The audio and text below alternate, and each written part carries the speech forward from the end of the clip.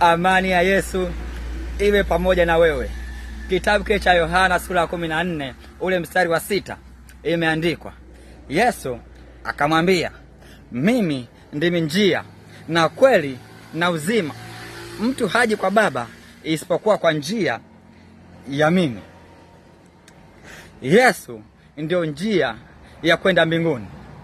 Narudia tena, Yesu ndio njia ya kufika mbinguni. Hakuna njia nyingine ambayo itaweza kufikisha mbinguni isipokuwa kwa njia ya Yesu. Yesu ndio tiketi yako ya kwenda mbinguni. Bila Yesu huna mbingu. Bila Yesu huna pepo. Yesu ndio kama tiketi. Mtu anaposafiri, anapotoka Zanzibar, anapoelekea Dar es Salaam, lazima awe na tiketi. Kama hana tiketi, hawezi akasafiri. Lazima atarudishwa njiani kwamba nirudi ukakate kwanza tiketi ndipo upande boti uelekee Dar es Salaam.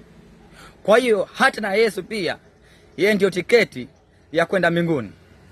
Bila Yesu hutaweza kwenda mbinguni. Wewe ambaye bado hujamwamini Yesu, na kukaribisha. Wakati uliokubarika ni sasa.